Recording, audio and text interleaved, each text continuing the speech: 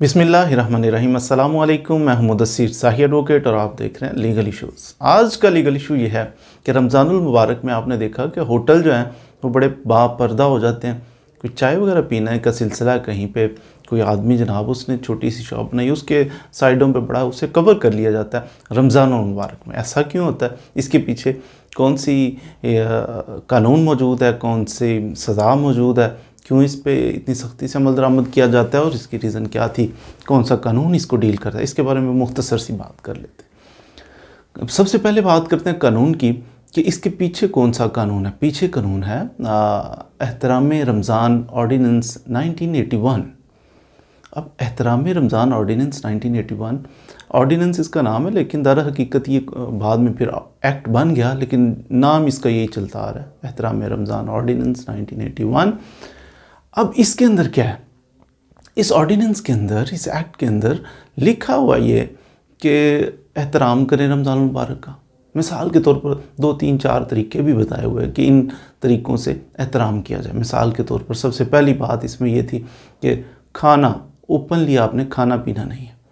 अब रमज़ान मुबारक है, आजकल तो मौसम बड़ा प्लेजेंट है, लेकिन पिछले आप देखें उससे थोड़ा पीछे जाए ना तो मई, जून, जुलाई के महीने में रोज़े, और फिर अब रोज़ेदार है क्योंकि ये एक मुस्लिम कंट्री है, मोस्ट यहाँ मुसलमान है, एक बड़ी तादाद जो मुसलमानों की ही है और रोज़ा रखते हैं।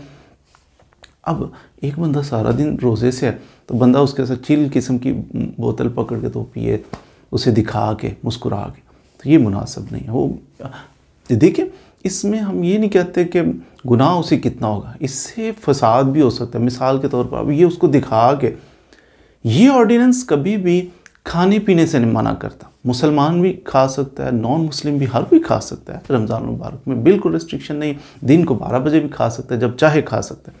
रिस्ट्रिक्शन किस चीज़ पे है? एहतियात इसमें क्या की गई?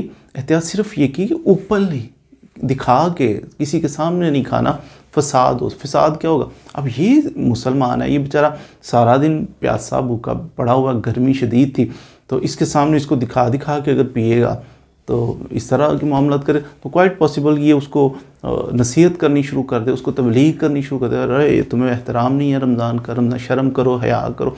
बात पढ़ते बढ़ते कहीं और बढ़ जाएगी, कोई बड़ा जुर्म हो सकता है ये उसको पार कर दे या उसका बाजू तोड़ दे, ये उसका फिर थोड़ा गुस्से में आके कुछ भी हो सकता है ना।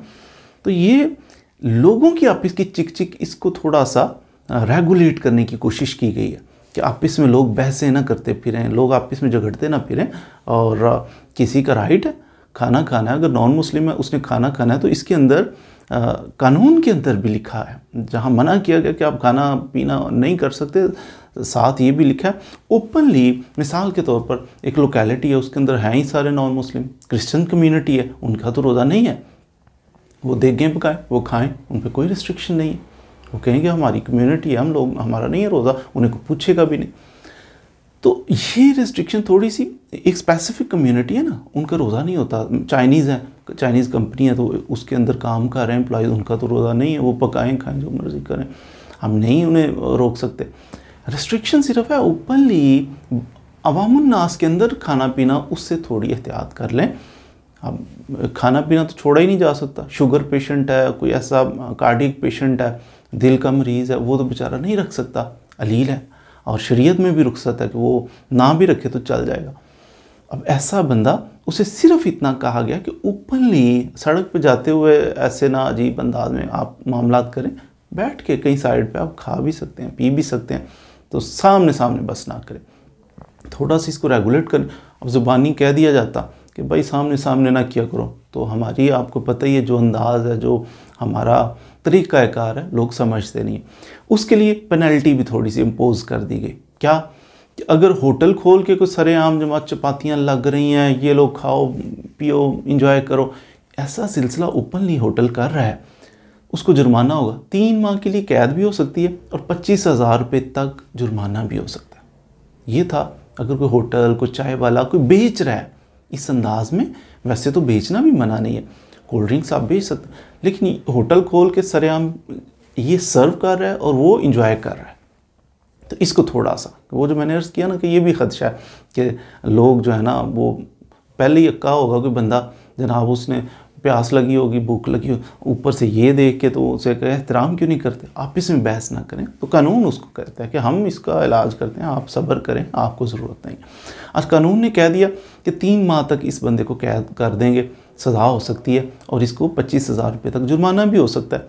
दूसरा कानून ने ये भी कहा इस ऑर्डिनेंस के अंदर कि अगर कोई इंडिविजुअल, ये था होटल, 25,000 रुपये तक जुर्माना होगा और 3 माह तक कैद हो सकती है। इंडिविजुअली अगर कोई बंदा अकेला जनाब सड़क पे जा रहा है, अकेले खा रहा है, लोगों को दिखा दिखा के, तो अब इसे भी पकड़ा जा सकता है, इसको भी 3 माह के लिए कैद हो सकती है। लेकिन जुर्माना तो रिड्यूस कर दिए, 5,000 रुपये तक इसको जुर्माना हो सकता है। तो लेकिन ये थोड़ा डराने के लिए, समझाने के लिए, इतना यानी स्ट्रिक्ट, इसमें मैं थोड़ा वजाहत करता चलूँ कि कानून इतना स्ट्रिक्ट नहीं होता। जब 3 माह के लिए कैद हो ना या जुर्माना हो तो इसमें मोस्टली ज़मानत हो जाती है, बंदा पकड़ा बंदा और उसको 3 माह के लिए जेल के अंदर बंद कर दिया, ऐसा नहीं होता। माइनर ऑफेंस इसे कहते हैं, छोटे छोटे जराइम इनको कहते हैं। छोटे जराइम में बंदा जाता है, जाके पहले दिन उसकी ज़मानत हो जाती है, ज़मानत होकर बाहर आ जाता है। लेकिन फिर ट्रायल चलता है और ट्रायल में वैसे बंदे थक जाते हैं। प्रोसिक्यूशन होती है ना, जिसने साबित करना होता है कि वाकई इसने जुर्म किया था, उसने एविडेंस, शहादतें पेश करनी है, फिर जज साहब ने फैसला। अब 2, 4, 6 महीने गुजर जाए, प्रोसिक्यूशन भी इतनी एक्टिव नहीं होती कि जनाब इसको हमने 3 माह के लिए अंदर करके छोड़ना है। माइनर थोड़ा बहुत जुर्माना करके तो उसे आम तौर पे मामूल ही है कि छोड़ दिया जाता है। मैं आपको इनकरेज नहीं कर रहा कि कोई नहीं, आप इंजॉय करो, आप होटल खोल लो, इनकरेज नहीं कर रहा, लेकिन फैक्ट बता रहा हूँ कि हमारी सोसाइटी के अंदर, हमारे लीगल सिस्टम के अंदर चल क्या रहा है। छोटा ऑफेंस हो, चंद माह तक उसकी कैद हो, सज़ा या जुर्माना हो, तो फिर मोस्टली कोर्ट्स उसकी ज़मानत ले लेती हैं। और जब ऑप्शन मौजूद हो तो कोर्ट्स कोशिश करती हैं कि इसको जुर्माना कर लिया जाए। इट डजेंट मीन कि आप अब खाना पीना शुरू कर दें। एहतराम बहरहाल दिल में होता है और एहतराम करना चाहिए। ये तो अल्लाह का और बंदे का मामला है ना, हम तो एक रिक्वेस्ट ही कर सकते हैं कि एहतराम करना चाहिए, इसी में फ़ायदा है। रमज़ानुल मुबारक है, इसमें रोज़े रखने चाहिए। तो बहरहाल ये अल्लाह की तौफीक से ही है, अल्लाह ताला जिससे खुश हो उसको तौफीक देता है। अच्छा, इस ऑर्डिनेंस में कुछ एक्सेप्शंस हैं। मिसाल के तौर पर कहते हैं, अगर कुछ छोटे बच्चे हैं तो स्कूल है, कोई 5वीं क्लास तक स्कूल है, छोटे छोटे, उन पे तो रोज़ा फ़र्ज़ ही नहीं है। वो उनकी कैंटीन खुली है तो नो इशू, ओपनली वो खा पी रहे हैं, अपनी कैंटीन चल रही है। ना कैंटीन वाले को कोई जुर्माना होगा, ना बच्चों को होगा। कोई बूढ़ा है, 80 साल का बाबा जी हैं, उन पे तो शरीयत ने रोज़े फ़र्ज़ नहीं किए। अब ऐसा बंदा अगर कहीं बैठ के को थोड़ा बहुत कर रहा है तो उसको भी कोई जुर्माना नहीं होगा। रेलवे स्टेशन है, बस स्टैंड है, ऐसी जगहों पे मुसाफिर हैं जिन पे रोज़ा फ़र्ज़ नहीं है, तो उनको भी थोड़ी रिलैक्सेशन है, कानून भी उन्हें नहीं पकड़ेगा, नहीं जुर्माना करेगा। इसी तरह क्रिश्चियन, जैसे मैंने अर्ज़ किया, कम्युनिटी है, हिंदू कम्युनिटी है, दीगर कम्युनिटीज़ जो हैं पाकिस्तान में बसने वाली, उनका भी उनका राइट है कि उनके रोज़े नहीं थे। अब वो अगर स्पेसिफिक जगह है उनकी, वो जमा है, उधर अक्सर लोग ऐसे ही हैं कि नॉन मुस्लिम हैं, तो वो खाएँ पकाएँ, उन पर कोई रिस्ट्रिक्शंस नहीं है। रिस्ट्रिक्शन एज सच है ही नहीं, खाने पीने पे रिस्ट्रिक्शन नहीं है, आप जितना मर्ज़ी खाएं पिएं, इंजॉय करें। लेकिन रिस्ट्रिक्शन सिर्फ ओपनली दिखा के खाना, अब ये ज़िद भी अच्छी नहीं है कि दिखा के खाना है हमने। आप थोड़ा सा एक है ना, कम्युनिटीज़ को एक दूसरे का एहतराम करना चाहिए थोड़ा सा, कि इसी में मोहब्बत की फ़िज़ा कायम होती है कि खाएं पिएं, आप इंजॉय करें, लेकिन आप इसमें बहस मुबाहिसे से इज्तनाब करें। बहरहाल अगर कोई खाता भी है तो हमें, जिसका रोज़ा हो उसको भी एग्रेसिव होने की ज़रूरत नहीं है। भाई देखें, नॉन मुस्लिम खा रहा है आपके पास या मुसलमान खा रहा है, दोनों सूरतों में आपने इस चीज़ को लाइट लेना है, इसको महसूस नहीं करना। देखिए, आपने रोज़ा रखा है तो उसके सर पे तो कोई एहसान नहीं ना किया, ये अल्लाह का और आपका मामला है।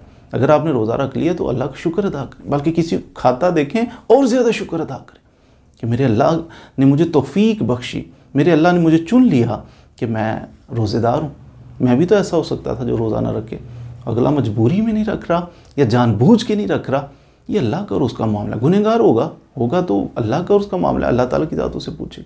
और आपको अल्लाह ने तौफीक दी, ना तो आप बीमार हैं ना आप गाफिल हैं, तो ऐसा किसी को खाता दे कि अल्लाह का और ज़्यादा हम बयान करें और ज़्यादा शुक्र अदा करें, ना कि आप उससे उलझना शुरू कर दें। उलझना तो किसी सूरत में नहीं है, तो दरगुजरी करनी है। अल्लाह ताला में एक दूसरे के मामलात में दरगुजरी करने की तौफीक अता फरमाए। मज़ीद वीडियोज़ के लिए हमारे साथ रहिए।